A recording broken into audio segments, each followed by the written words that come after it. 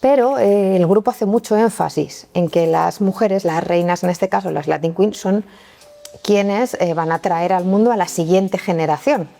Lo que luego te encuentras es que ellas no quieren eso para sus hijos, es decir, que está todo muy bien y es muy mitológico todo y muy épico cuando tienes 16 años o 18 o 20, Sí, y cuando tienes un crío dices, yo aquí no quiero... yo aquí no quiero que esté, claro, porque estoy viendo esto, estoy viendo la violencia, el peligro, la hipocresía incluso de los principios, yo no quiero que esté aquí. Pasa algo en el 2006, que es... Que me detienen, a mí y a 13 personas más, es decir, 14 en total, nos detienen como miembros fundadores y dirigentes de los Latin Kings and Queens en España. Entonces, claro, yo entro en el grupo, pues yo a los chavales siempre les cuento esto, yo entro en el grupo en el 2000, tengo 18 años, Sí. me detienen en 2006, que voy a cumplir 24, Ya está. y hasta 2023, Que pasan 17 que tengo 41 años, nos limpió los antecedentes. Yo siempre había pensado y siempre había querido, y esto es una cuestión de idealización también, ser madre joven, y pensé, ya no voy a poder ser madre joven, Ya. porque voy a estar aquí muchísimos años. Bienvenida, María, gracias por venir a vernos aquí a Mundo Cero. Muchas gracias, Joan. Placer. Empezamos para que la gente entienda por qué es una banda. Pues una banda es un grupo de jóvenes que se reúnen, en principio, en torno a esto que consideran una identidad colectiva, que se representa a través de símbolos, saludos, unos conocimientos que en principio solo tienen los miembros del grupo. Ajá. Y que en principio tiene un objetivo que suele ser, ellos siempre lo van a matizar como protección, como protegerse, cuidarse unos a otros y ser un poco esta familia, lo que ellos llaman una familia de la calle. Ajá. Esto sería un poco la definición como más neutra, sí. Y después, bueno, por lo que nos estamos encontrando es que además las bandas se están articulando cada vez más en torno a la violencia. Ajá. Entonces, incluso el elemento violento lo que hace es construirse en contra de otros que son iguales, pero tienen otro nombre, otros símbolos y otros conocimientos. Entonces se articulan y construyen el yo en oposición al otro. A otra banda que tiene otro yo porque tiene otros conceptos. Exactamente. Uh-huh. ¿Y qué significa Latin Queen? Pues Latin Queen significa reina latina, es la rama femenina de una de estas organizaciones que se llama, en inglés se llama Almighty Latin Kings and Queens Nation, Todopoderosa Nación de Reyes y Reinas Latinos. Y entonces las Latin Queens somos como la rama femenina de ese grupo. Y durante muchos años se articulan de manera semi-independiente, es decir, las Latin Queen tienen como su vía de participación en el grupo y los Latin King la suya, pero al final las mujeres siempre están subordinadas, en los últimos estamentos siempre están subordinadas a los hombres. Oh, sí. Y háblame un poco de tu infancia y cómo entras tú en una banda. Pues yo tengo una infancia bastante normalita, una adolescencia un poco más atropellada ya, pero pues vivo en la Sierra Noroeste de Madrid, tengo una familia en principio que podríamos llamar normativa, hasta que a los 12 años mis padres se separan. Ya después de un par de años de una relación mala, se separan, mi padre se marcha y se desocupa. Se marcha y se marcha. Sí, o sea, no, él viene y nos visita y es el padre guay y el que compra cosas cuando viene y tal. Pero no hace nada. Pero no hace nada más, no pasa pensión, no educa, no tal, lo que significa que además de quedarme pues sin la estructura familiar que tenía hasta ese momento. Familia monomarental. Claro, y mi madre trabaja a todas horas, que tampoco era algo a lo que mi madre siempre ha trabajado, pero no sin descanso. Pero claro, tiene que cubrir 2 sueldos, tiene que educar a 2 hijas, entonces bueno, pues me quedo sin esa figura paterna prácticamente y me quedo sin mi madre. Nos cambiamos de pueblo, nos vamos a vivir a otro sitio y pues me cambio de instituto, que para mí pues es raro porque siempre había vivido en el mismo pueblo, mismas amistades, todo el mismo círculo. Todo un poco el mismo círculo y entonces bueno, pues me cambio a 2 pueblos más allá, que en principio no tendría que ser mucho, pero bueno, a un adolescente pues eso ya le choca porque no me puedo desplazar, no puedo ir a ver y me voy quedando, me siento como un poquillo rara, aislada ahí como fuera de lugar. Entonces en ese contexto es en el que ya empiezo a ir al instituto en este nuevo lugar y y empiezo un poco a intentar forjar ahí relaciones, y un poco es en ese contexto en el que con 18 años acabo conociendo a los chicos con los que después formaríamos los Latin King and Queens. ¿Y cómo llegas luego a ser Latin Queen y qué quiere decir llegar a ser Latin Queen dentro de Pues en principio yo conozco a unos chavales que vienen de Ecuador, casi todos, alguno de Santo Domingo y alguno de Colombia, y les vamos acompañando en estos procesos que uno tiene que hacer pues, cuando llega nuevo a un país, porque ellos no son estos jóvenes que llegan por reagrupación, sino que ya son jóvenes adultos. Entonces, bueno, pues llegan a hacer su vida, en principio además como con un proyecto migratorio que luego es irreal. Llegan con una ilusión y luego... Claro. De hecho, muchos de ellos lo que consideraban era que podían pasar por España, hacer los papeles y marcharse a Estados Unidos, todo en un plazo de un año y poco. O sea, entonces, el objetivo final era Estados Unidos en el mayor de los casos. Exacto, la cosa es que se consideraba que era más fácil pasar con unos papeles españoles que tratar de conseguir una visa en algunos países latinoamericanos. Sí. Entonces, claro, pues esa es la primera frustración, ¿no? O sea, se dan cuenta que eso no va a suceder, pero después conseguir papeles es muy difícil, pero conseguir empadronarte es muy difícil, conseguir una tarjeta de la Seguridad Social es difícil, conseguir trabajo es difícil, y que te paguen a veces cuando has trabajado incluso también es difícil, porque como no tienes papeles... Estamos hablando del 2000, que vamos derecheros a la crisis del ladrillo, pero estamos en el momento... álgido. Claro, hay trabajo para todo el mundo y estamos absorbiendo a tanta población migrante porque les estamos colocando en la construcción. Lo que pasa que es eso, pues que vas viendo bueno, pues una serie de cosas que les van pasando por ser migrantes, y después bueno, pues en los ambientes de la calle y tal también ves como las agresiones, los insultos, etcétera.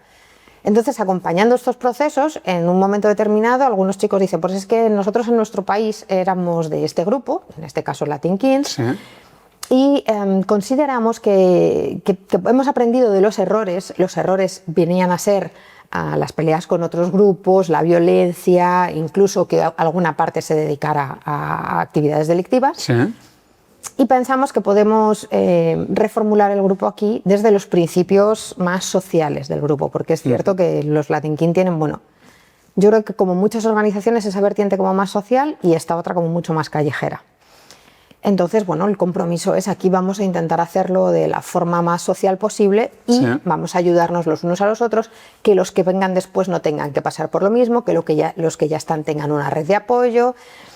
Hablamos de antirracismo, de anticolonialismo, estamos hablando un poco de luchar por los derechos sociales de las personas migrantes, y a mí pues todo eso me resuena bien, pues yo siempre he sido además bastante peleona en ese sentido, yo era del sindicato de estudiantes, yo era bastante guerrera y políticamente bastante activa. Vale. Entonces me parece una buena idea, y además tiene toda esa otra parte que tampoco la vamos a negar, que es esto de formar parte de algo que es como muy grande, porque claro, a ti te cuentan, bueno, es que están en Estados Unidos, están en Latinoamérica, ahora los vamos a formar aquí, vamos a ser los primeros en formarlo aquí, que eso también tiene detrás como una mitología ahí importante. Y entonces, en principio, lo que significa pertenecer, en principio, es que tú estés ahí, que participes, que estés dispuesta a ayudar a los compañeros que lo necesiten y que estés dispuesta un poco a trabajar por esos principios.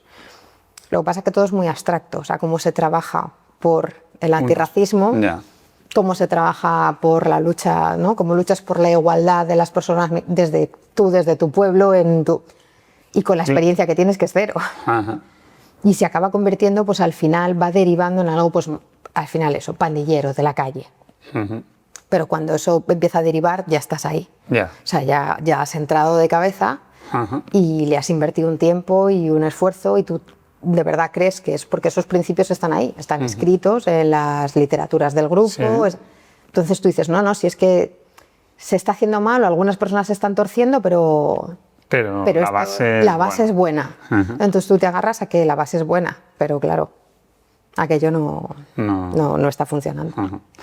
Y entonces, la categoría de convertirte en Latin Queen, ¿qué quiere decir o qué implicaciones tiene a nivel dentro del grupo de la organización? ¿Qué trabajo o qué Pues en principio desde la parte de, bueno, cuando yo entro no hay más mujeres, entonces yo soy la única que estoy allí. ¿Eres la primera? Soy la primera y lo que yo tengo, una de las cosas como que yo tengo que hacer y de la que yo me tengo que ocupar es de intentar conseguir que llegue más gente. Eso a mí se me da un poco mal porque lo de las relaciones públicas nunca ha sido lo mío.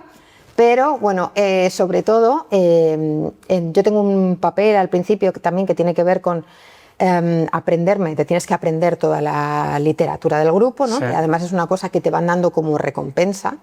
Entonces tú vas aprendiendo poco a poco y cuando vas llegando a un nivel de conocimiento de toda la literatura interna del grupo y demás, y me has mostrado un compromiso que en mi caso era pues eso, o sea, yo les ayudaba con los papeles, les ayudaba buscando trabajo, ayudábamos con las casas, intentábamos que nadie se quedara sin un sitio donde dormir, sin un sitio donde estar, o sea, un poco estar ahí y participar, ¿no? Y colaborar como en esa red, un poco en lo que se puede. Sí. Pero después también estaba pues eso, esa otra parte de que fuera entrando más gente, porque lo suyo era como ir creciendo y que nos conociera más gente para que más gente se fuera uniendo. Y a partir de ahí, cuando ya hay mujeres en el grupo, un poco mi papel pasa a ser el de estar encargada de las mujeres del grupo. Entonces yo ahí me empiezo a encontrar con algo que no me había encontrado tan de frente porque estaba sola, que es como las normas muy machistas del grupo, muy diferenciadas con las mujeres, que a mí no me afectaban tanto porque como estaba como en la cúpula un poquito, ¿no? Como, o sea, como yo estaba en la primera y claro, que les en la habías parte ayudado. de fundadores del grupo y demás, era como, bueno, yo era una excepción. Pero para el resto de mujeres se aplicaban. Entonces aplicaban cuestiones como cómo había que vestirse, ¿no? Sin ser muy provocativa, sin enseñar, sin no sé qué, a qué hora se podía volver a casa. Y hay como una fijación con el papel reproductivo de las mujeres, que es muy curioso porque luego yo no conozco a tanta gente que haya heredado la membresía de padres a hijos o de hijos de sus padres. Sí. Pero el grupo hace mucho énfasis en que las mujeres, las reinas en este caso, las Latin Queens, son quienes van a traer al mundo a la siguiente generación.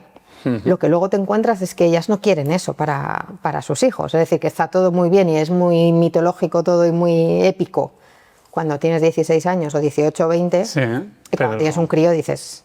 Yo aquí no quiero... Yo aquí no quiero que esté, claro, porque estoy viendo esto, estoy viendo la violencia, el peligro, la hipocresía incluso de los principios, yo no quiero que esté aquí. Entonces yo intento hacer como el trabajo contrario, de deshacer un poco, primero la diferencia de normas entre hombres y mujeres y después ir un poco a la raíz de, pues, ¿por qué no pueden estar en la calle por la noche o muy tarde?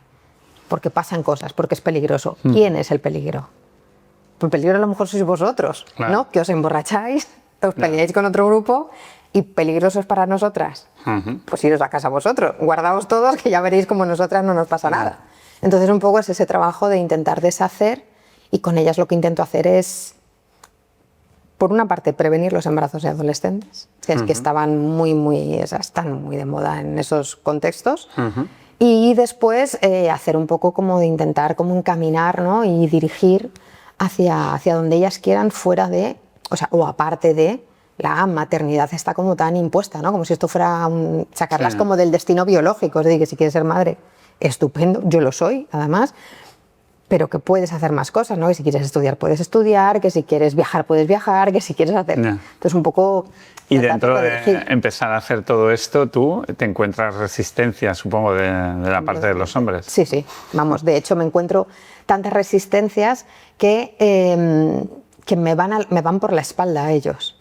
Porque de frente no se atreven, porque saben que de todas maneras estoy en la cúpula directiva y que hay gente ahí que me apoya. Entonces lo que suelen hacer aquí, al principio, ahora ya no sucede esto, pero al principio hay una cadena de mando como muy establecida y además muy piramidal. Y que abarca prácticamente todos los territorios de España donde hay grupo.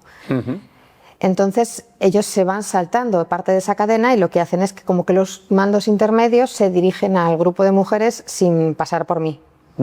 Entonces cosas pues tan absurdas como que yo quedo con ellas un día en retiro, porque en retiro se está tranquilo, hay gente de todo tipo y oye, nos vamos a retiro, nos sentamos ahí en el césped y charlamos de nuestras cosas y vemos cómo vamos y tal. Y entonces a mí no me llama nadie, pero a ellas les dicen, no, que ha habido un cambio de planes, que vamos todos a Campo de las Naciones.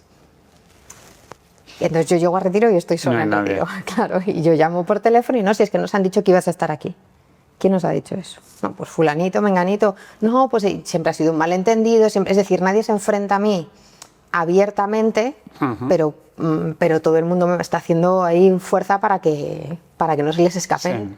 Las mujeres intentan también, pues por ejemplo, el grupo recauda fondos, normalmente todas las semanas se hace una cuota de, pues a lo mejor en ese momento eran 2 euros o una cosa así. Las mujeres guardan su propio dinero y normalmente lo invierten en pues cuidar del crío de alguna o comprar cosas que necesiten en alguna casa o incluso a veces para gastárnoslo por ahí comiéndonos una pizza y... Sí. Pero ellos siempre intentan como que el dinero de las mujeres también acabe en su cofre, ¿no? en su caja. Entonces esa resistencia también estamos intentando vencerla, pero es muy complicado. Durante todo ese tiempo pues se van generando ahí tensiones que es muy difícil romper. Ya. ¿Y pasa algo en el 2006? ¿Qué es? Que me detienen. A mí y a 13 personas más, es decir, 14 en total, nos detienen como miembros fundadores y dirigentes de los Latin Kings and Queens en España, a nivel nacional. Pero no solo entiendo por ser miembros fundadores, sino porque consideran que habéis hecho algo malo, ¿no? Porque si no dirías, bueno, pues... Claro, en ese momento se considera esta sentencia es como la que sienta el precedente, porque hay 2 sentencias previas, de hecho hay 2 casos previos, uno con la Asociación Nieta, creo recordar, y el otro con los Dominican Don't Play, y en uno de los casos se considera que el grupo no es ilegal, o sea, que lo que hacen algunos, en el caso de los Nietas, creo que fue en 2004 o 2005, se considera que el grupo no es ilegal, aunque algunos de sus miembros hayan cometido delitos, se considera que la finalidad del grupo no es ilegal. Y después hay otro caso contra los Dominican Don't Play, que también es previo, que se considera que el grupo podría ser ilegal, podría ser una asociación ilícita, pero no queda acreditado que aquellas personas detenidas por esa causa formen parte del grupo y entonces no se condena por asociación ilícita en ninguno de los 2 casos. Vale. Y en el caso de los Latin Kings, sí. O sea, se nos acusa de asociación ilícita, amenazas y coacciones. Esa es la petición inicial. Vale. Y luego creo que a alguno de los imputados se le pone alguna falta de lesiones. Por peleas en la calle o incluso por esto que ellos llaman castigos y que son como pruebas de hombría. Luego vamos, sé que es que hacen un poco ellos. Pero la cosa es que sí, se nos detiene en febrero del 2006 con esa acusación y yo en mi caso estoy en prisión hasta agosto de 2006 en prisión preventiva. Nos llevaron a todos a prisión.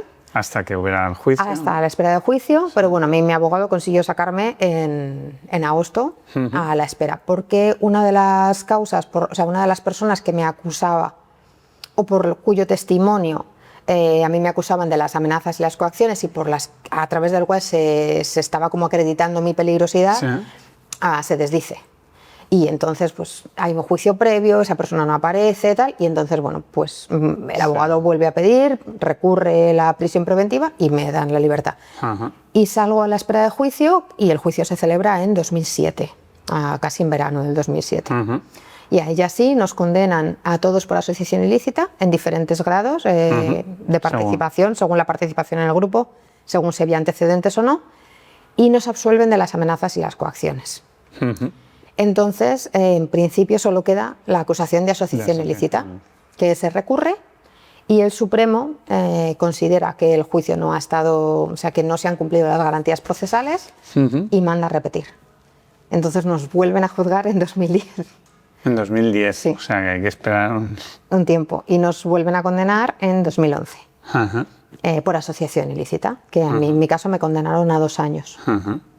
Y hubo pues diferentes casos que serían más o menos. Claro, yo creo que sí que había alguna persona, porque la petición es entre 1 y 3 años por pertenencia, si no recuerdo, bueno, ahora ya no existe ese delito, ahora es grupo criminal y es más, son entre 4 y 9. Pero en principio eran entre 1 año y 3 si eras miembro y 2 y 4 si eres dirigente. Pues a mí me pusieron 2 porque era primer delito, entonces bueno, te ponen por la parte baja de la petición. La cuestión es que las sentencias como la pescadilla que se mueve la cola, porque el grupo es ilegal, porque hace cosas ilegales. Y entonces se le pregunta, ¿pero qué cosas ilegales? Es que el grupo, pues pertenecer al grupo, o sea, estas personas hacen cosas ilegales. ¿Qué cosas?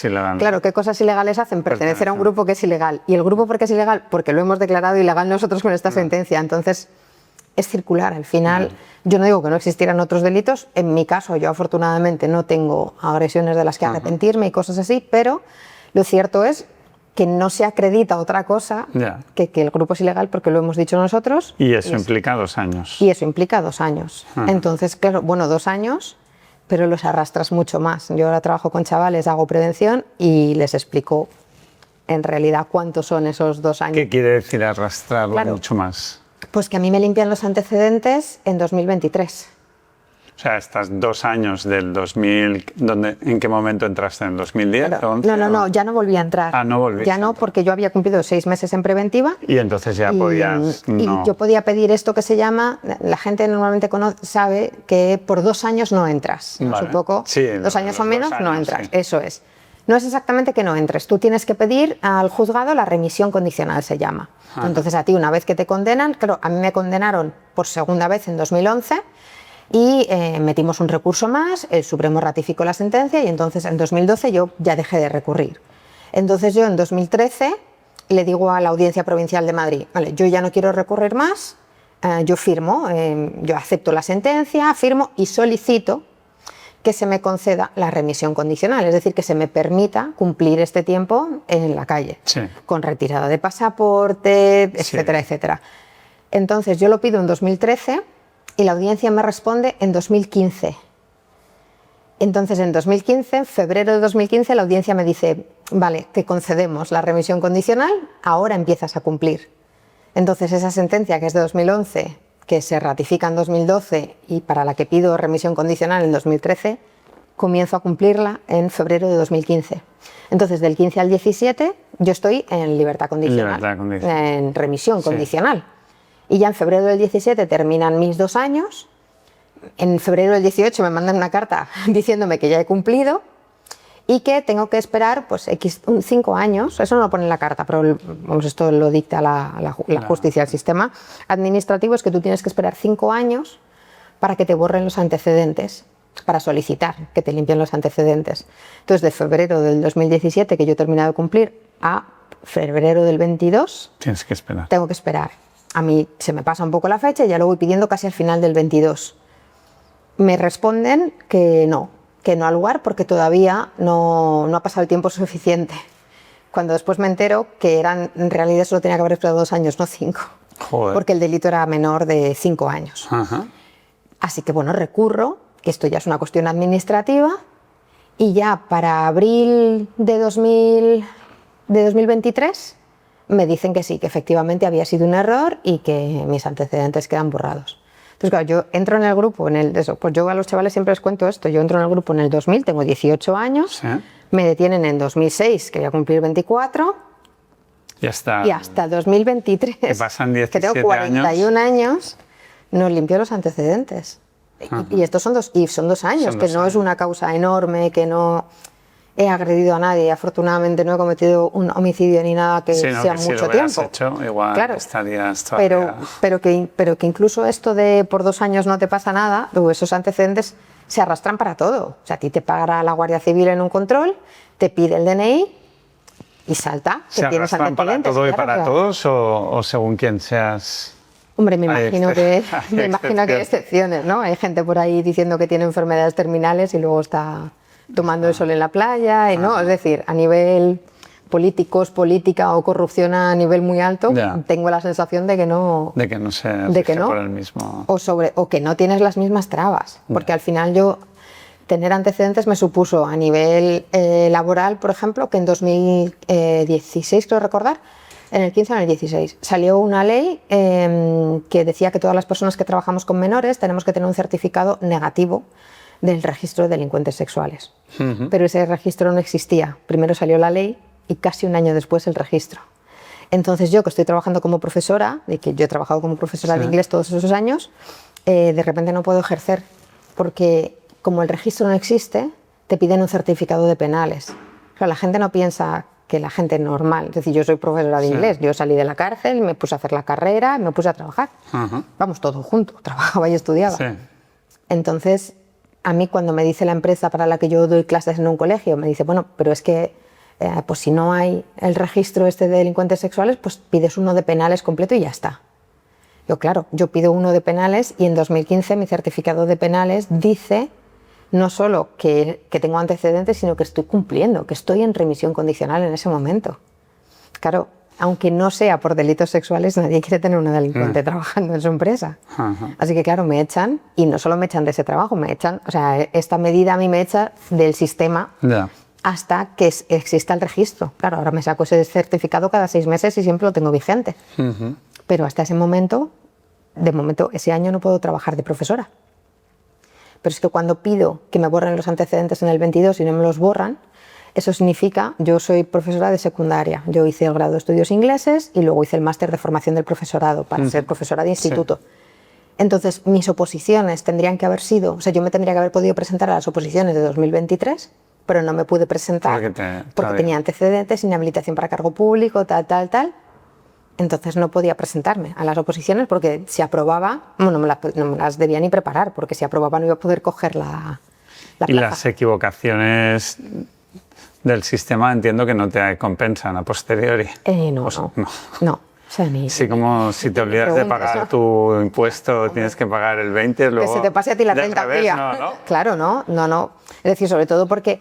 Y yo tengo la suerte de que, o sea, yo tengo una base sociocultural pues amplia, tengo habilidades sociales para hacer todo este tipo de cosas, ¿no? Habilidades administrativas, pero si no las tienes, ¿tú cómo discutes con el sistema? Es complicado, es laberíntico. O le tienes que pagar a alguien que lo haga por ti. Yo cuando me negaron lo de los antecedentes, pues me puse a leer, vi que no estaba bien, yo escribí mi alegación, yo mandé mi... Pero no es una cosa que pueda hacer todo el mundo. Entonces, cuanto menos, al final, cuanto menos nivel sociocultural, cuantas más complicaciones a nivel administrativo tengas, más fácil es que quien menos preparada esté, más lo sufra. Claro, porque quien tiene para que haya abogados que se lo hagan todo, para que haya que le recurran todo, para que le busquen todas las grietas al sistema, pues bien, pero si no, no. Y desde luego no el sistema, vamos, no te compensan... Nada. Salvo que tú puedas pelearlo muchísimo y normalmente nadie tiene la capacidad. O sea, ni de tiempo ni de dinero. Ni de tiempo, exactamente, porque tú sola no lo consigues. Lo podrías conseguir si vienes buscándole grietas, pero es muy complicado. Y entonces los 6 meses que estuviste fue en el 2006, 2007. Sí, 2006. De 2006, de febrero de 2006 a agosto del 2006. ¿Y ahí tienes un clic que te hace cambiar o ya lo tenías previo a esto o que te dices, mi rumbo de vida tiene que ir para aquí o para allá? No, sí tengo un clic. O sea, antes ya llevábamos una temporada. Yo, de hecho, me había separado del grupo en 2003 cuando habían empezado a aparecer otros y había empezado la violencia como tal, que además es violencia de fin de semana, de señores borrachos, chavales borrachos peleándose y de gente viendo a ver quién ocupa más espacio. Pero en 2004 me empiezo a separar y en 2003 y a finales de 2004 hay una serie de chicas que pertenecían a este grupo y que me vienen a buscar como para que yo las respalde, como para que yo cuide de ellas y para que las escude un poco de las dinámicas de los chicos. Y entonces vuelvo. Pero durante ese tiempo, sobre todo durante 2005, estamos como intentando preparar como una salida. Claro, esto es una ingenuidad. Yo ahora mismo me veo y digo, pues... Era un poco absurdo todo esto, o sea, ¿quién me iba a hacer caso o quién nos iba a hacer caso, no? Pero nosotras habíamos preparado incluso que esto, bueno, pues está todo, pasó por juicio porque se cogió como prueba en mi casa, que redactamos un escrito diciendo que las mujeres nos separábamos de la violencia, que no queríamos tener nada que ver con esta cuestión, que nos habíamos unido al grupo por unas cuestiones sociales que queríamos mantener. Y ahora lo veo con, pues eso, con qué ingenuidad, pero también un poco pienso en, nos queríamos como agarrar a que aquello también era nuestro y no queríamos dejarlo. Y voy a hacer una comparación que es malísima, luego esto lo cortáis si queréis, pero muchas veces me pregunto por qué sigue habiendo, por ejemplo, escándalos que van saliendo, ¿no? Eso ahora, pero me da igual el color del partido, ¿por qué las mujeres se agarran ahí, no? Y, por ejemplo, con el PSOE, incluso las mujeres que se dicen abolicionistas de la prostitución siguen ahí, pues porque entiendo también esa parte de no me quiero ir porque este partido también es mío, que se vaya quien lo está haciendo mal. Claro. ¿No? Y también creo que tiene que ver con todo ese tiempo que tú has invertido ahí y todo ese esfuerzo. No quieres dejarlo. Si tú ahora te marchas, dices, bueno... Te rindes. Y claro, te rindes. Y he perdido un montón de tiempo y he gastado mucho esfuerzo y mucha energía y mi vida, incluso mi identidad tiene parte de esto. Entonces, bueno, por un lado estaba intentando separar a las mujeres y algunos de los chicos también estaban, o sea, no voy a decir que todos eran súper violentos, tal, había bastantes que estaban también de acuerdo como en hacer esa escisión y ahí es cuando nos detienen. Entonces yo estaba ya como con un pie mirando hacia otro lado, pero sí que es verdad que cuando entro digo, pero, o sea, ¿y ahora qué? ¿Y ahora qué haces con el resto? Porque previo a entrar, digamos, lo bueno que sí que dices, hostia, yo le he dedicado mucho tiempo a esto, no me quiero ir porque esté pasando esto. ¿Qué valores positivos crees que tiene o que tenía en ese momento la banda y lo negativo? O sea, ¿qué es por lo que tú sí que seguirías diciendo yo quiero seguir aquí porque esto realmente es algo bueno y lo que no? Que aparte de la violencia, digo. Básicamente, o sea, aparte de la violencia era un poco como la parte, dijéramos, como corrupta dentro del propio grupo, ¿no? Es decir, personas que se aprovechaban, que cogían dinero de las cuotas, que se aprovechaban incluso de chavales muy jóvenes. Claro, estamos hablando ya de un momento en el que estos grupos a nivel de la calle tienen un capital social brutal, son súper famosos, conocidos en sus espacios y la gente quiere venir. Entonces los chicos se aprovechan de eso, en muchos casos pues para llamar la atención de mujeres, ¿no? Y por otro lado hay bastantes líderes que lo que hacen es coger a chavales que se pongan a trabajar para ellos, entre comillas, trapicheando con droga o similares. Entonces estás como haciendo un pequeño ejército a tu alrededor de gente que se está uniendo pues por otras causas, a lo mejor simplemente por eso, por la fama, ¿no? O por el momento social en el que estás, y tú te estás aprovechando de ellos. Pero también están llegando muchos chavales, sobre todo chicos en este caso, pues eso, que vienen de familias que están rotas, de chavales que vienen de haber migrado sin que nadie les haya preguntado y no querían estar aquí y se sienten mal y van buscando ahí un espacio de comunidad. Entonces yo creo que ese espacio de comunidad era bonito y funcionaba en muchos casos, y quien construía esa comunidad y quien la mantenía valía mucho la pena, porque es verdad que había siempre gente preocupada de que a los demás no les faltara de nada, había gente a quien se maltrataba en su casa y al final pues acababa viviendo en casa de un compañero porque es que era la única forma de que no le dieran una paliza diaria. Es decir, esas partes también existían. La parte comunitaria, esa es la principal por la que yo decía aquí tenemos que quedarnos. Y la otra era las mujeres, que sí que había como un progreso, yo sí que notaba como una forma de progresar hacia la independencia, ¿no? De que dejara de importarles o de que fuera lo más importante su vida girar en torno a ellos, en torno al grupo masculino, pero también en torno a las parejas. Si quieres tener pareja, estupendo, pero que no te puede regir la vida, ¿no? Entonces, de esa parte además sí que estoy contenta y orgullosa porque yo tengo contacto con muchas de esas chicas todavía hoy y las veo chicas muy independientes, veo chicas que se han sacado adelante, y lo hablamos a veces, ¿no? Es como, bueno, entre todas nos dimos como un impulso, ¿no? De empoderamiento, no me gusta mucho la palabra, pero bueno, un poco esa parte de hacer un trabajo más sororo, ¿no? Y de darte cuenta que no te puede girar la vida y hacer esto con adolescentes. O sea, conseguir que los adolescentes se den cuenta que la vida no gira en torno a los chicos es potente. Entonces, pues bueno, por ese lado me hubiera quedado. Y tengo la recompensa, y esto sí es una cosa que lo pienso siempre, y es que cuando yo fui a juicio, me consta que se llamó a mucha gente a declarar y que las defensas de los demás chicos, de mis compañeros, intentaron que otros chicos fueran a declarar y no fue a declarar nadie del grupo, porque a todo el mundo le daba miedo. Si tú estás sentado en el banquillo por ser si ahora yo vengo y digo yo también era, pues a mí también me pueden. Pero las chicas vinieron todas. Ellas, mi abogado y mi madre, les pidieron que vinieran a declarar y vinieron a declarar. Eso es una cosa que ellos no hicieron, no hizo ninguno. Ellos que tanto se ponen sus medallas, ¿no? de valor, de compañerismo, de hermandad, de tal, pero en el momento que entras en la cárcel te quedas solísimo, y yo no me quedé sola nunca. Ellas sí que me escribían, estaban pendientes de mí. Entonces, aparte, bueno, pues creo que conseguimos ahí. Al final sí que conseguimos un poquito de comunidad, al menos. Y toda esa parte de hombre-mujer, entiendo que en la cárcel también ves que los tratos hombre-mujer son diferentes también. Sí, además, bueno, yo entré en Soto cuando todavía había mujeres en Soto, que ahora ya no hay. Pero bueno, yo fui a aislamiento directamente, porque nos colocaron una categoría especial, que son los FIES, que entras al fichero de internos de especial seguimiento, y entonces por peligrosidad, por alarma social y demás, se te coloca como en régimen de primer grado. Claro, sí, esto sin estar condenado, esto estás preventivo, pero bueno, ya la prisión es la que decide en este caso qué régimen te corresponde, no lo hace un juez. Y nos mandaron a primer grado y Soto no tiene primer grado para mujeres. Entonces las internas que están en primer grado y pasan por Soto van a aislamiento. Entonces yo entré y iba a aislamiento, estaba en aislamiento. Claro, en aislamiento hay una galería de mujeres, no sé si 10 de hombres.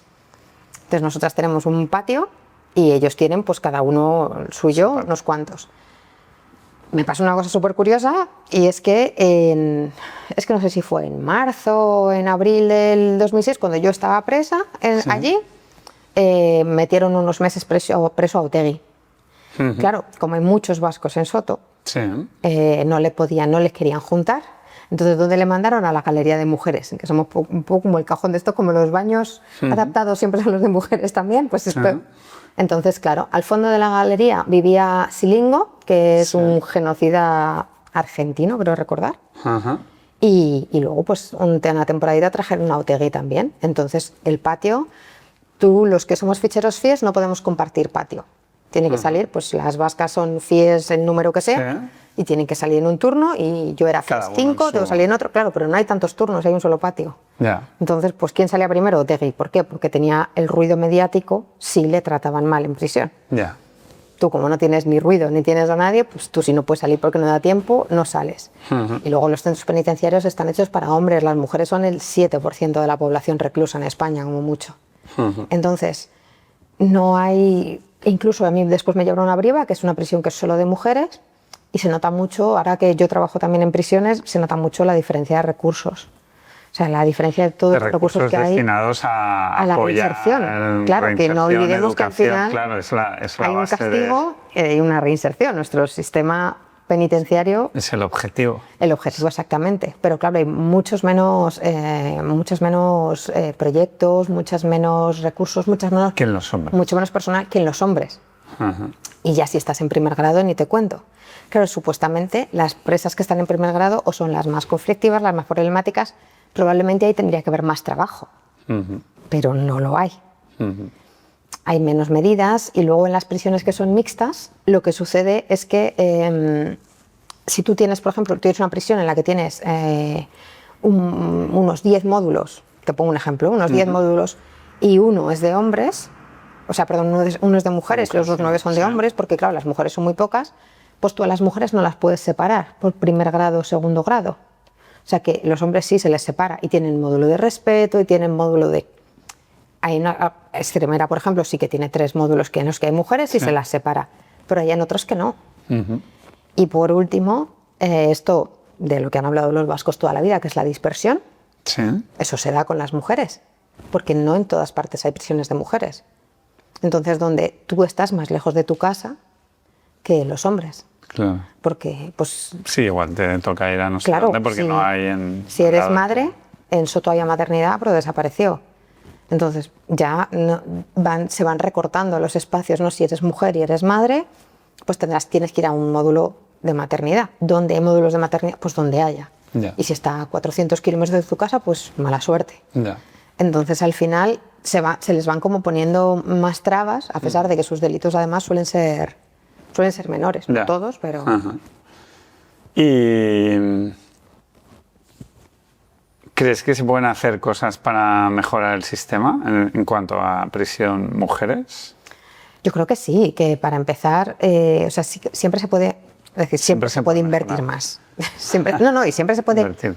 Pero incluso sin invertir más, siempre se puede un poco rediseñar el sistema e incluso redistribuir en qué inviertes. Porque invertimos en el personal penitenciario, en lo que más invertimos es en lo que se llama seguridad, que es en el funcionariado de prisiones. Claro, el funcionariado de prisiones en ocasiones hay personas que son psicólogas, criminólogas, sí, pero están abriendo y cerrando puertas. ¿Vale? Y solucionando conflictos y tal, porque no tienen otro trabajo. Tenemos estudiantes de criminología en España, por ejemplo, pero no está reconocida la figura de la criminología dentro de nuestro sistema laboral y no en prisiones. Entonces tampoco se hace un trabajo de estudio, de casos, Y después eso, pues que si en total invertimos mucho más en seguridad que en tratamiento, al final lo que estamos diciendo es eso, ¿para qué voy a utilizar la prisión? Y es para contener pero no para reeducar, reinsertar o trabajar en las debilidades de las personas o en lo que te haya llevado a estar allí dentro. Que es o sea que habría que invertir los porcentajes de inversión. Claro, de seguridad y de tratamiento, efectivamente. Porque uno de los problemas que tenemos es que en muchos casos el trabajo con las reclusas, o los reclusos también, pero me voy a centrar en las mujeres, depende de asociaciones externas. Y esto vale un poco para prisiones y vale un poco para todo. Está muy bien, a mí me parece que las asociaciones y las organizaciones salvan sus espacios, pero no está bien a nivel, o yo no considero que esté bien a nivel social, que ahí sea donde estemos delegando.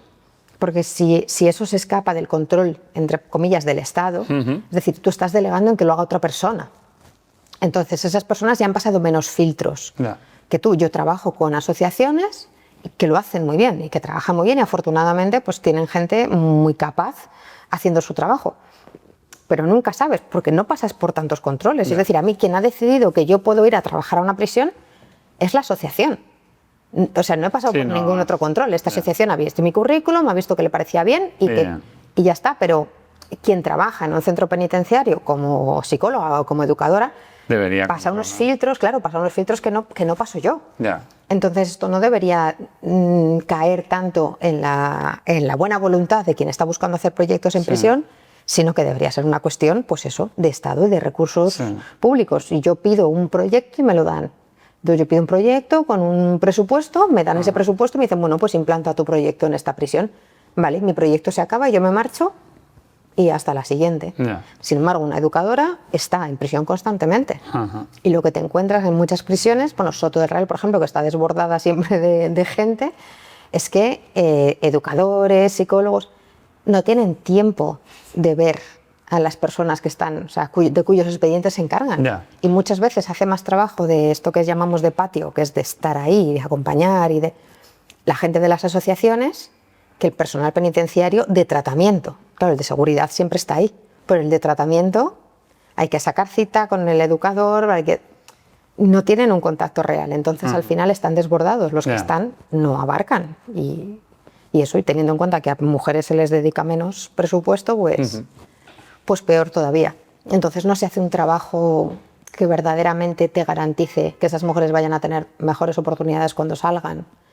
O que vayan a hacer otro tipo de vida de la que han hecho, si realmente no ha habido unas herramientas constantes, seguidas y con unos buenos recursos detrás. Y entonces tú, cuando estás ahí, al salir o antes, decides estudiar en la universidad, ponerte... Claro, yo pensé, a ver, en cuanto entré, la verdad, porque... Dijiste, coño, tengo que hacer algo. Claro, porque yo estuve 2 días en el calabozo, que peor que estar en la cárcel, y cuando pues pasas por el juez de guardia, que te manda a prisión preventiva, ya te está diciendo el tiempo que te piden. Entonces a mí me decía que me estaban pidiendo 9 años. Entonces, claro, al final 9 años era como la petición total, porque me pedían lo máximo de todo. Sí, pero que tú no sabías si iba a ser eso, claro, ¿no? Entonces, en la cabeza, pues el catastrofismo es, pues me voy a pasar aquí, no sé, me piden 9, me va a pasar 5 o 6, pues me voy a poner a estudiar.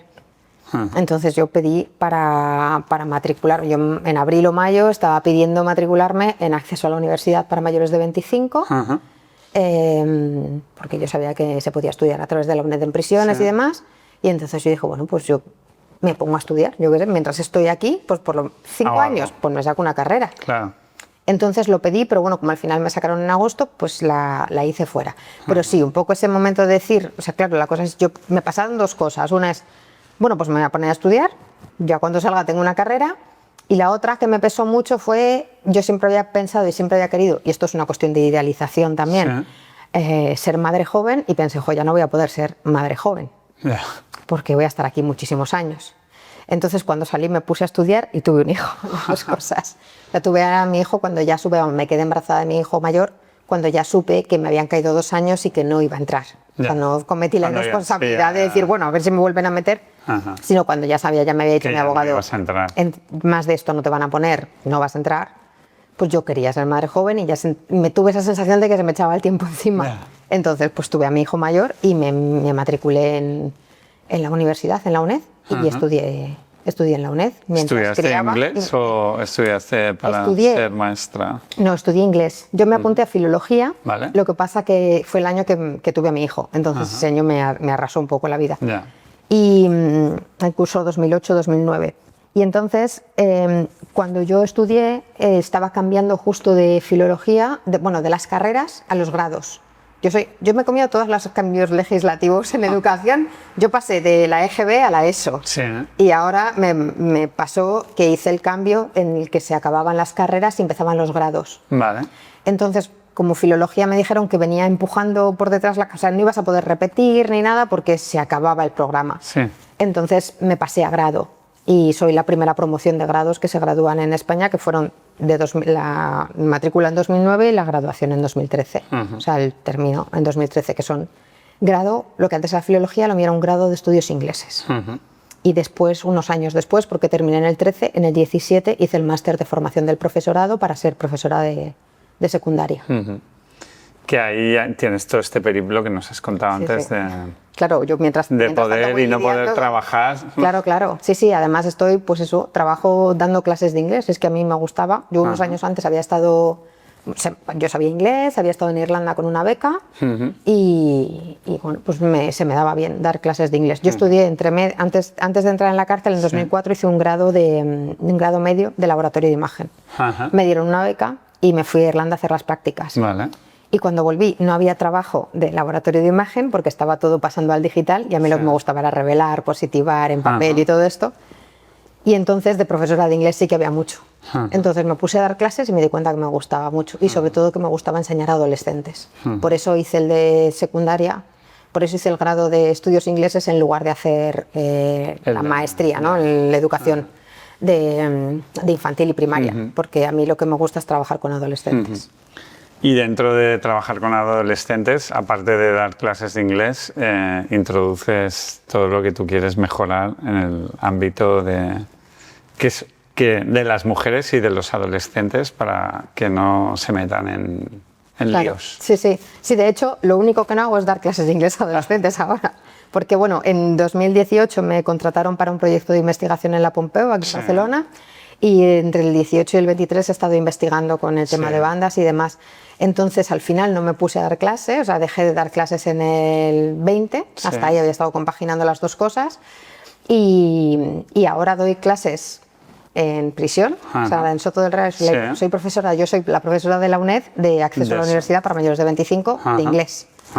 Y a los chavales lo que hago es hacerles talleres, charlas, formaciones, dependiendo de un poco de los espacios, pero en centros educativos, en asociaciones, y hago pues eso, dos tipos de prevención, una parte con la parte de la violencia, prevención de la violencia general, con el tema bandas y con el tema de violencia de género, y con las mujeres un trabajo específico con las chicas, además de trabajar un poco de dónde viene como esa atracción por los malotes, por esas dinámicas que al final son muy chungas, ¿no? De que a ti te guste un chico que es violento o que se comporta de esa manera, ¿no? De manera violenta, y tratamos de trabajar y de analizar un poco de dónde nos vienen todas esas cosas, ¿no? Que si nos pasa muchas, no es una cosa no es una tara que tienes tú, es algo que es sistémico y que tenemos que ver, claro, de dónde viene, ¿no? De dónde nos viene esta atracción, de dónde nos vienen estas lógicas. Y con ellos también, porque creo que al final, o sea, yo quiero pensar que casi todo el mundo es reinsertable. Y con los chavales quiero pensar que casi todo el mundo es recuperable en un momento en el que están todavía en pleno desarrollo. Entonces creo que también ese trabajo hay que hacerlo con ellos, porque ahí no estamos mirando nunca, no estamos mirando el género cuando estamos mirando las causas de la violencia. Estamos mirando casi a todas partes, estamos mirando si son migrantes, estamos mirando si las familias están estructuradas o desestructuradas, lo que sea que signifique eso. Estamos mirando un montón de cosas, pero no estamos mirando los mandatos de género. Entonces no estamos tampoco mirando a esos chicos, y a ellos también yo les digo a ellas, tú no tienes la obligación de rescatar a nadie. O sea, no eres tú. Si esta persona está mal y necesita ayuda, la que necesitas ayuda psicológica o de su familia o del profesorado, de quien sea, pero tú no. O sea, tú tienes la misma edad que esta persona, tú no puede caer sobre ti, ¿no? El reinsertar a alguien o el recuperar a alguien que es violento o que tiene comportamientos violentos o que es asocial o que lo que sea. Y a ellos también les digo que vosotros penséis que tiene que llegar una chica a rescataros o que vais a cambiar por la mujer adecuada o por la chica adecuada. ¿Dónde os deja? O sea, ¿dónde deja vuestra autonomía? ¿Dónde deja tu capacidad de razonar, tu capacidad de sentir, tu capacidad de mejorarte a ti mismo? O sea, si tú me dices que tú eres incapaz, que necesitas que haya una mujer ahí que haga esas cosas por ti, ¿qué me está diciendo eso de ti? ¿Qué te dice a ti, de ti mismo, ¿no? Pues creo que eso también a ellos no se lo decimos. Estamos dirigiendo mucho el discurso a las mujeres y hay que dirigir un discurso a los hombres y sobre todo a los jóvenes.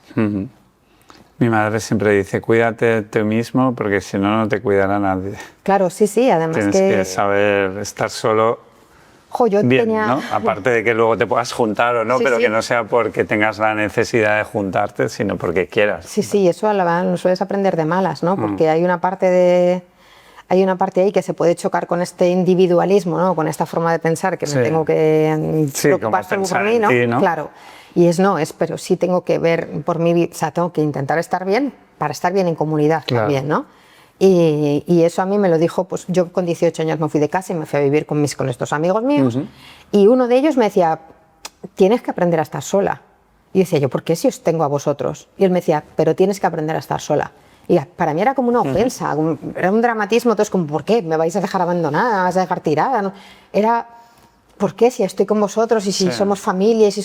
Y él me decía, no, de verdad, o sea, tienes que aprender a estar sola porque si no vas a estar sufriendo, y es cierto, o sea, yo lo he notado a nivel relaciones de amistad, a nivel relaciones grupales, a nivel comunitario, a nivel pareja, que cuando he aprendido a estar bien, sola, tranquila y a ver qué necesito y qué puedo aportar también, no qué necesito los demás, sino qué necesito yo y luego yo qué puedo aportar. Ahí de repente construye relaciones mucho más horizontales porque no son no se forman a raíz de una dependencia o de una sensación de dependencia. Y creo que con ellos todavía este discurso, pues eso, el discurso del chico malo al que ellas van a cambiar, es que es el discurso de La Bella y la Bestia. Si no, parece que es una cosa de bandas o de chavales, pero es un discurso que con ellos además, dependiendo de la edad, lo vamos poniendo en diferentes... Pues eso, La Bella y la Bestia es una historia que conocemos todos, siempre partimos de ahí. Pero después, A 3 metros sobre el cielo es una película súper tóxica y en ese sentido, pero Élite, todas las series estas que se ven así y que están ellas persiguiendo a los malotes, ¿no? Y convencidas de que por ellas van a cambiar y ellos justificando todo lo que les pasa porque están atormentados, porque son... Y al final no les estamos diciendo, mira, ninguno de los dos necesitáis todo este drama en vuestra vida, ¿no? Esto se puede hacer de otra manera. Se puede hacer una peli diferente, ¿no? Se puede hacer una peli diferente, claro, sí, totalmente. Se les puede contar una historia distinta, pero es que todavía a ellos les estamos contando que ellas tienen que aguantar, y es eso, para ellos tampoco es sano. Porque les estás restando autonomía, les estás diciendo que ellos solos no son capaces, que tiene que venir una mujer a hacerles el trabajo emocional. Y a ellas les estamos diciendo que si, pues eso, el cuento de La Bella y la Bestia, si tú aguantas que te separe de tu familia, que te encierre, que tire cosas, que te rompa los libros, que te grite y que al final de ese túnel hay un príncipe. Si tú lo aguantas todo de buena gana y cuando él esté de buenas, tú te olvidas de que ayer te dejó encerrada en la torre esa, ¿no? Porque hoy te ha traído un vestido. Entonces ayer te encerró en la torre, pero hoy te ha traído un vestido bonito y te está esperando para cenar. Te vistes y te bajas a cenar. Claro. Entonces siempre al final les estamos diciendo que siempre tenemos que depender un poco del humor de ellos para ver cómo, y oye, cuando estén de buenas no lo desaproveches, no seas rencorosa. Y esto aparte de con charlas, conferencias, hay como medios físicos, o sea, libros o cosas que la gente pueda, no sé, que tú puedas recomendar que... Yo para eso normalmente en los institutos y eso sobre todo sí que recomiendo los de Marina Marroquí, que además tiene dos muy buenos, que son Eso no es amor y Eso no es sexo. Entonces pues hay una parte en la que más tiene como actividades para hacer. Yo se los he regalado a mi hijo, también al mayor, porque creo que ella tira de forma muy honesta, además ella es educadora, entonces tiene muy bien toda la base teórica que hay que tener para esto, y lo único es que creo que hay que empezar pronto, que nos da vergüenza o nos da cosa decirle a un niño de 12 años, mira, vamos a hablar de sexo, o mira este libro, ¿no? Ese niño ya se ha encontrado con... Ya ha pasado de todo. Sí, ha encontrado con sexo en internet, se ha encontrado con pornografía, ya está empezando a construir en su cabeza cómo deben ser las relaciones. Entonces no estamos yendo tarde si con 11, 12 años les estamos hablando de estas cosas, ¿no? Hay como que un poco dirigir desde la... Intentarlo desde la familia, desde luego. Cuando la familia falla, pues también tiene que estar ahí la escuela, que siempre es una parte que es compleja. Yo conozco centros que dicen que de educación sexual no se habla. No se quieren meter. No, que esto que es muy complicado, que las familias... Que lo hagan las familias. Que lo hagan las familias, pero claro, pues es complicado y si la familia no lo hace, al final la función de la escuela también es igualar, ¿no? Es darle a todo el mundo las mismas oportunidades también en esos ámbitos, pero claro, siempre estamos bordeando esa fina línea de lo que se llama adoctrinamiento o de lo que es la libertad de... Entonces al final es complejo, pero sí que creo que se deben hacer esas cosas, porque además es que está todo relacionado. La violencia es violencia a muchos niveles, pero está muy relacionado. Y de cuando tú eras adolescente a los adolescentes que te encuentras ahora, ¿crees que hay cambios o se está repitiendo lo mismo, pero ahora teniendo tecnología que antes no teníamos y demás? ¿Los hábitos son los mismos de los chicos y las chicas respecto a lo que hablabas de La Bella y la Bestia? Yo creo que tuvimos un momento en el que parecía que estaba mejorando y ahora da la sensación de que está empeorando otra vez. O sea, de hecho, por ejemplo, la FAD, la Fundación de Ayuda contra la Drogadicción, que tienen un centro, un observatorio contra la violencia de género, hacen todos los años un estudio y se van mostrando, si vas siguiendo los estudios de como del 2017 para acá, vas viendo que cada vez hay una percepción menor de lo que es y lo que no es violencia de género, tanto entre ellos como entre ellas, pero sobre todo entre ellos. Es como que se está abriendo la brecha. O sea, ellos se están volviendo como más reaccionarios y ellas se están como dando un poco más de cuenta, ¿no? de lo que está pasando, ¿no? o partes de las que ellas ya no quieren participar. Sí. Pero aún así sí que hay hay como una vuelta. Yo sí que tengo la sensación de que estamos yendo un poco para atrás. Hay mucha violencia y mucha creo que tiene que ver con el tema redes, con el tema pornografía y demás. Es decir, que no se te esté hablando de educación sexual y se esté educando el móvil. Las redes. ¿No? Exactamente. Y luego también tengo la sensación, que esto no sé si tiene mucho que ver o no, pero es como que los chavales socializan más tarde. Y las chavalas, en el sentido de la socialización libre, porque los chavales socializan en el cole, pero están supervisados. Sí. Socializan en el parque, pero están supervisados. Ya no ves niños que vayan solos, niñas que vayan solas a ningún sitio yo vivo en un pueblo y no hay niños en la calle. Los niños como muchos están en los parques o en la calle acompañados. Sí. Pero esto que tú veías antes, grupos de... O sea, eso sí, que vas por ahí. No sé, yo con 10 años venía... Entraba, salía, tenía un horario y demás, pero había mucho tiempo en el que mis padres no sabían dónde estaba. Sí. O sea, habíamos ido a dar un paseo por el campo, estábamos por la calle, nos habíamos ido con las bicis. Entonces hay una parte de que les vas guardando como cada vez más, ¿no? Se van quedando como lo que estén en casa, claro. Tú piensas, están en casa y están todo el rato con la consola, bueno, pero están protegidos porque están en casa.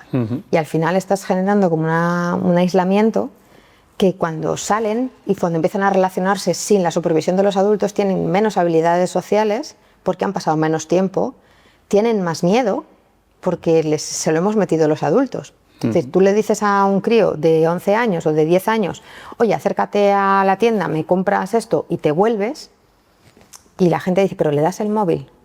No, puede ir y volver de la tienda sin... Y si tiene algún problema, no sé, pues que vuelva y me lo cuente. Si no puede comprar, que no lo compre. Si no le llega el dinero, pues que, no sé, que se gestione. Porque tú a esa niña o a ese niño que le mandas con 10 euros a la tienda para que vaya y venga, el mensaje también es, confío en ti, sabes hacerlo, puedes hacerlo, adelante. Sí. El mensaje que le doy cuando le pongo el móvil en el bolsillo y si cualquier cosa me llamas, es no te creo capaz de resolver ninguna situación. Y esto lo estamos viendo muchísimo. Entonces, al final, creo que vamos como generando eso, vamos retrasando un poco la maduración. Sí. Y retrasando la forma de relacionarse. Menos habilidades sociales, menos atención también. Y al final eso va derivando en otro tipo de adolescencia, desde luego, que yo creo que nunca tienen la culpa los adolescentes, creo que la tenemos las familias, siempre. Es decir, son lo que hemos hecho con ellos. Claro, sí, es que un niño es lo que... Claro, un niño es un niño. Lo que se ha gestado en la familia y en el cole, ¿no? Un poco. Claro, pero todavía con los niños tenemos un poquito más de manga ancha. Ya. Pero con los adolescentes de repente no. O sea, un adolescente intimida. Tú tienes un chaval que tiene 14 años y te saca una cabeza Y en tu conciencia esa persona ya debería saberlo todo, ya debería ser funcional, adulta, responsable. No, solo te saca una cabeza porque ha crecido muy rápido, pues sigue siendo pues la prolongación del niño. O sea, no es una persona de 25 años. Pero ya ahí empezamos a perder la tolerancia. A la gente le impresionan los adolescentes. Y esto me he dado cuenta incluso con profesorado, que hay profesorado que no está preparado para trabajar con adolescentes porque le intimidan. Claro, tú entras a una clase de cuarto de la ESO y hacen ruido, y gritan, y son escandalosos, y tienen esos vozarrones, y que luego, por lo general, son buena gente. Pero claro, esto es como lo de los perros, es que huelen el miedo. Entonces tú dales un poquito, o sea, que vean que pueden y van a avanzar mucho sobre ti. Pero no les tenemos esa paciencia, ya no son niños, ya no les consideramos niños. Entonces de repente pensamos que estos ya sí son responsables de todo lo que hacen y de todo lo que les pasa. Y yo sigo pensando que no, que todavía, o sea, son producto, claro, en un momento van a ser unos adultos, pero siguen siendo producto de la crianza, de lo que hemos hecho con ellos. ¿Se te ocurre algún libro también de la no dependencia? Esto que hablamos de que ni los chicos sean dependientes de que esa chica les haga la labor emocional, ni que las chicas sean dependientes de encontrar el príncipe que las maltrata pero las cuida. Complicado, ¿eh? Sí, porque no te creas tú que hay muchos así, sobre todo para adolescentes y tal, no me viene así a la cabeza ahora. Hay uno que es un cuento que se llama Yo voy conmigo, que es bastante chulo y además hay para niños y para niñas. Y es, bueno, el primero es de una niña que se va desprendiendo de cosas para ver si consigue que fulanito la mire. Pero para cuando fulanito la mira, la que no se reconoce ya es ella, porque se ha desprendido de todo lo que la hacía especial. Y entonces con él también hay uno para niños de este. Y ese es bastante interesante, sobre todo para trabajarlo desde la infancia. Pero así desde la adolescencia ahora mismo no se me ocurre, tendría que pensar. Yo me vi también uno de estos, un cuento de una bruja que le van dando consejos para que enamorar al príncipe de que no sea bruja. Y entonces se va quitando la verruga claro, pues. Y dice, joder, al final no le gusta al príncipe, porque el príncipe quería una bruja. Claro, sí. Sí, que además es un poco esa lógica, ¿no? Del no irte desactivando tú a ti mismo. De lo que tú eres, ¿no? Claro, de lo que tú eres por nadie, porque al final... yo he pasado por una relación de violencia y cuando sales no sabes quién eres. Eso es muy chungo, ¿eh? Que hay un momento de tu vida en el que dices, a mí qué música me gustaba, yo qué ropa me ponía, a mí qué me gustaba hacer. Te has dejado llevar. Porque totalmente. Y entonces vienes de una anulación que tú ya no sabes, no te acuerdas de quién eres. Entonces partir de nuevo eso, trabajarlo en la infancia. ¿Y cómo te reconstruyes de una situación así? Pues... ¿Cómo fue tu proceso? O sea, de volver a saber quién eres. Pues ir probando. Es como ir probando cosas porque también, claro, ya no eres... Yo entré en esa relación con 28, con 18, perdón, y salí con 20 y muchos, casi con 28. Entonces, tampoco eres un adolescente ya. Entonces es como, bueno, yo lo que he hecho ha sido probar muchas cosas. Entonces me apunté a danza, por ejemplo, y me encantó. Aprendí a hacer fusión tribal, danza del vientre y así. Pero me apunté por probar. Iba como picoteando ahí con grupos de amigas también, a ver si conseguía que alguna hiciera alguna conexión especial. Entonces, pues, una hacía esto, pues me apunté yo también a esto me gustó. Otro. Es como ir buscando así, no sé, eso. Pues tenía un primo que tocaba en una banda de rock, pues me empecé a ir a los conciertos, a ver si es que a mí me gustaba el rock, me acordaba de... Y es un poco ir, no sé, ir como construyendo otra vez, pero es un ejercicio, tiene que ser un ejercicio consciente. Claro. Y eso también es complicado porque no todo el mundo está en ese punto. Yo me separé y yo llegué a ese punto porque tiré de feminismo, o el feminismo tiró de mí, no sé muy bien cómo fue. Pero fui haciendo como toda esa lectura de qué es el feminismo, de a dónde nos lleva, qué analiza, qué ve, y entonces ya partía de ahí. De bueno, pues ahora tengo que reconstruir, esto no ha sido mi culpa. Te vas quitando la culpa, que también es complicado, porque tú has aguantado, que es lo que la sociedad te dice, porque no te marchas, porque no te vas. Entonces, un poco liberada de esa parte, sí que me quedó un poquito más fácil pensar que hay que hacer ese trabajo, me tengo que volver a encontrar. Muy bien. Últimas 3 preguntas que hago a todo el mundo así para conoceros. ¿Qué es para ti ser feliz? No necesitar nada. Sí, creo que se consigue con poco. Para mí, yo soy feliz, o yo me siento que soy feliz. No tengo un trabajo que me dé un sueldazo, pero soy feliz con lo que hago. ¿Crees que eres feliz porque ayudas a otras personas? Creo que sí, que me llena, o sea, me llena lo que estoy haciendo. No conozco gente que me dice, pues que, o gente que gana muchísimo, me dice, pero es que de verdad que me levanto, hay días que me levanto llorando porque no quiero ir a trabajar, y a mí eso no me pasa. Tengo una casa humilde pero bonita, tengo una familia que está sana y unos niños que están sanos, que crecen y que son felices, creo. Entonces es un poco como este estado en el que no cambiaría nada de lo que tengo por otra cosa mejor. Está bien así. Entonces creo que hay una parte ahí de, por supuesto, partimos de la base de que tenemos todas las, que no quiero aquí el discurso de la meritocracia ni porras, soy feliz con lo que tengo porque tengo lo suficiente, ¿no? Y no tengo grandes aspiraciones, y me hace muy feliz eso, ayudar, creo como que estar devolviéndole un poco a la sociedad, no algo de, pues incluso del problema que yo he contribuido a crear, estar intentando deshacer un poco también me llena mucho. ¿Y de mayor qué te gustaría ser? Pues mira, de mayor me gustaría seguir siendo esto exactamente. Me gustaría seguir con los pies en la calle. No sé si sería otra cosa de lo que soy ahora, que es, bueno, sobre todo eso, trabajar, poderme dedicar 100% al tema prevención de la violencia y seguir con un pie en prisiones, que me está gustando, la experiencia de trabajar en prisiones.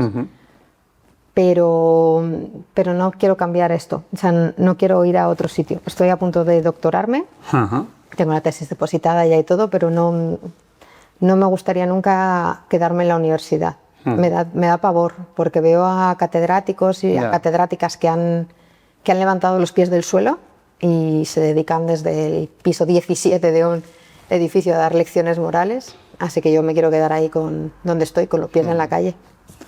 Yo creo que hacer siempre es mejor que hablar. Yo creo que sí también. Y después de la muerte, ¿qué? ¿Hay algo? Pues ojalá que sí, ¿no?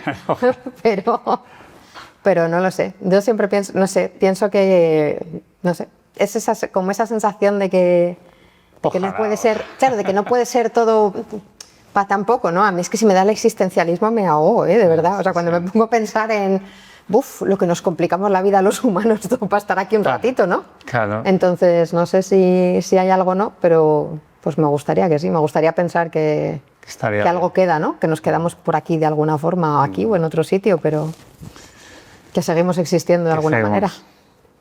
Pues muchas gracias, María, un placer. Gracias. Y que sigas ahí dando fuerte a mejorar la vida de los adolescentes. Muchas gracias. Buena falta nos hace para el futuro. La verdad que sí. Que nos espera.